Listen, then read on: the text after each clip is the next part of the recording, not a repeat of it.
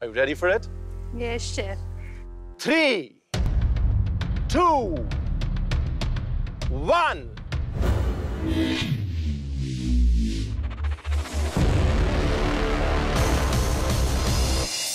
Wow!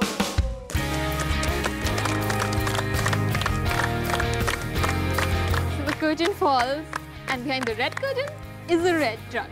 The truck that we've been waiting for. The truck that we're here because of. This is what you're going to win. The vehicle for your food dreams. When I first saw it, the first thing that crossed my mind was, Megs, this could be yours if you work hard. Well, it's time to race for the truck. But before that, you get your 30 minutes for your food entrepreneurship chat with Ankit. Make the most of it.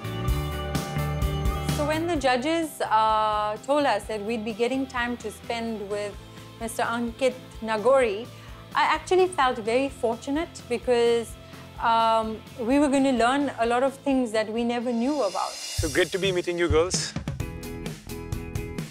I'm really excited to hear from you on what your dreams are, what are you going to do to achieve them. I think it's important that you also understand that from an entrepreneurship point of view, creating a right product is very important. You can have a great business plan, you can have the right audience, but if you don't have the right product, then you might not find a market in the long term.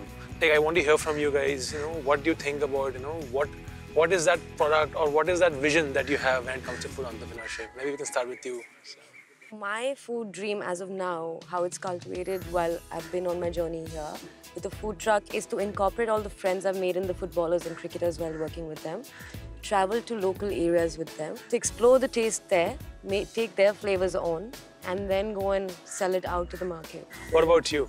Me not being from India, well, born here, but grew up in South Africa. So when I did come here, I had decided that I want to do something where I could infuse South African dish ideas with Indian. Nice. How are you thinking about it?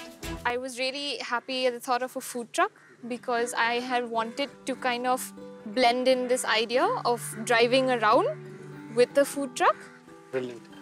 And how about you, Kanksha? Before I came here, the one thing which I love the most is to bake and make dessert. So I had this thing in my mind that I want to open a pastry where the people will come and have small bite size of a pastry or a cake or a parfait, something like that. So one secret of a successful business is, a very strong brand recall. So from a brand recall point of view, have you guys thought about, the brand name, the branding? How would the customers recognize your brand? If not, start thinking about it because, a very strong brand recall would make your brand stand apart. So, all the best, girls. I'm hoping that you all will do a great job with the tasks. Thank you. Best one win.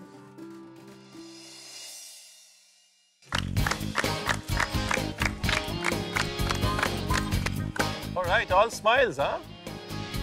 How did it go, Ankit? It was pretty good. The ideas were very good and we had a very productive session.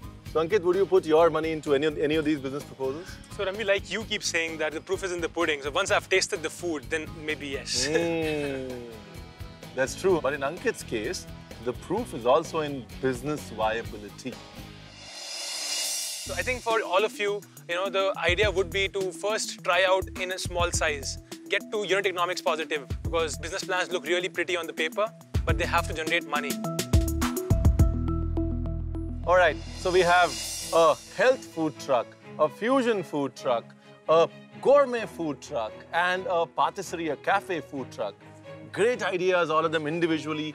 Anyone in particular that you really like? So I might be biased here thanks to CureFit, but I like Juhi's idea of, the health food truck. Like if you're able to build a Robin Uthappa Karnataka menu, yeah, it sounds pretty cool, right? Yeah. It meant a whole lot because for a man with his stature and experience, if he believes that there is some potential in my business module, it does put me in a good space that tomorrow I have a good future in the food industry. After the event is over, I'll be happy to engage with you on your business plans at a later date. Thanks a lot. Ankit, thank you so much for coming over. Thank you for coming. Thank you. Thank you. Lovely meeting Thank you. you. Thank you. Thank you. All the best. See you. Today is a day of many firsts for you. First day of the finale.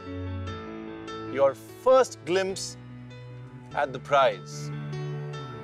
And the first time that you presented your business plan to a prospective investor. Let it not be your last. Give it your best shot. I was like really nervous, yet excited. I had a mixture of feelings. At the end of this task, one of you will be burnt. And the three of you are going to go to the second round of the finale. Out of that, only two will move to the grand finale. It did sort of put in a lot of pressure on each one of us there because the difficulty level was raised, the bar was raised. We were on day one of the finale. You have the regions from which you have to cook, you have the food trucks, and you have 90 minutes. And you also have 6 of your comrades to cheer you up. Come on, ladies.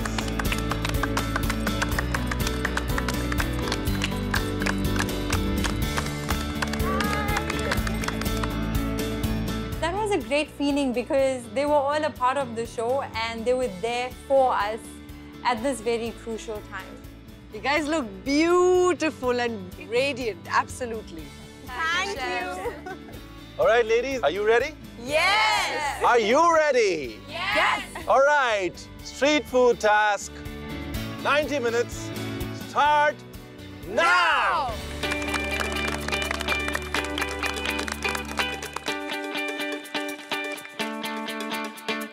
So at the pantry pick, I'd already by then decided that I want to do a non-vegetarian variation of the street food that I'd picked on. So I had a very nice pantry pick because I picked up my jaggery. I was very clear in my head as to what I wanted to pick up. I found everything in the right places, so I wasn't really haphazard at the moment. Thinking about my other co-contestants, I knew for the fact that Megha, she knows her stuff very well. Tanisha, she has been cooking all her original cuisine all this time, so she knows, and so it was a plus point for her.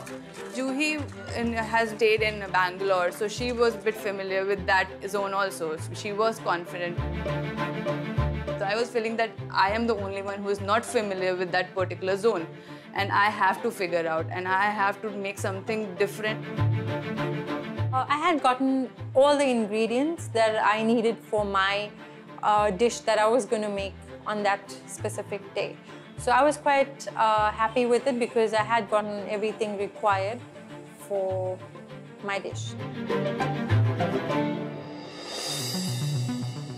I was pretty confident on my idea. So I thought of making a granola bar of the aloo muri with more topping on top of it. And also another street food that I remember seeing outside my school gates was cut fruit, seasonal fruit with a little bit of chili on it.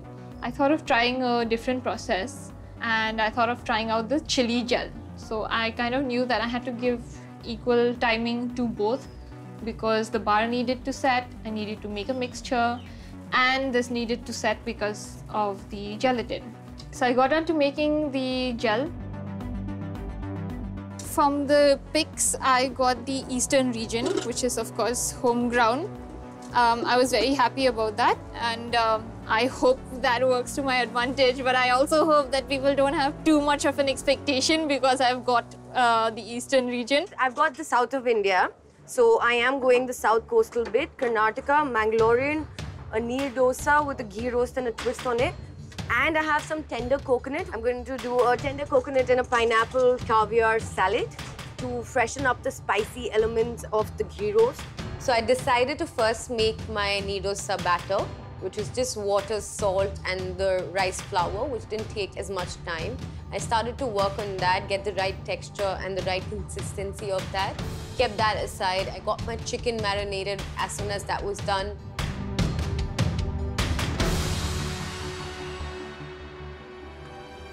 So today I am making a platter for North with a twist, obviously. So I'm making chola bhatura, but I'm making chola hummus and bhatura as the pita.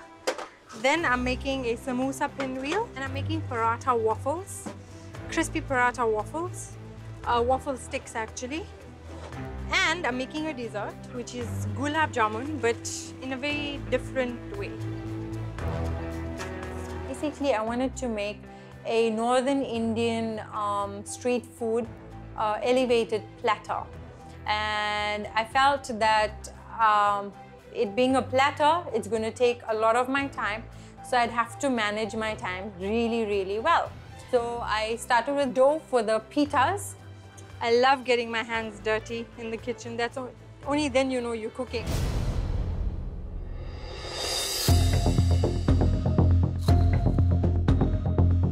एक तो सामान मैंने ऐसे से रख दिया, मुझे खुद ही नहीं मिल रहा.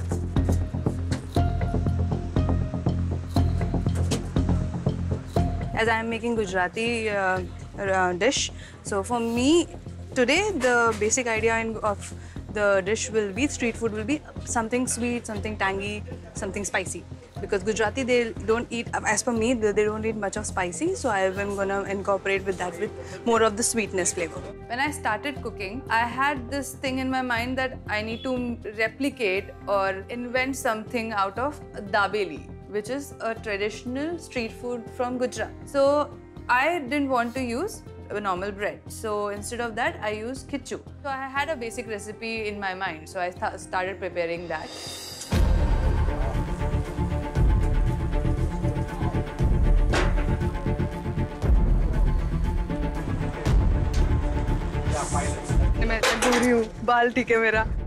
So I put the water on boil, and then I added ginger, garlic, coriander, green chilies in the boiling water, added my flour, the rice flour. I had to stir it vigorously, and then just to make sure that it doesn't get accumulated at one place, so I have to keep stirring it vigorously.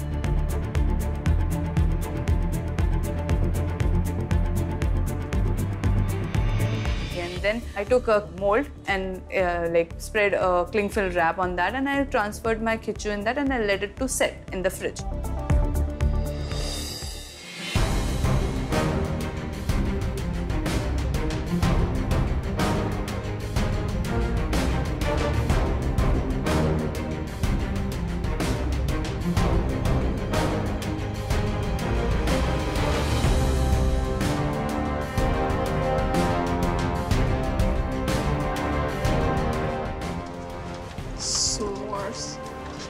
To try and mix that marshmallow. I mean, I've tried it in small quantity before. I didn't think doing a big quantity would be so hard because the marshmallow had started to set again after it had melted.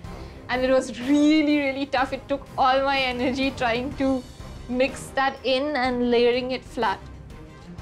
Why did I take it in my hand? I do not see this setting, and I will be really pissed at the chefs if this does not work out. Because they say it will.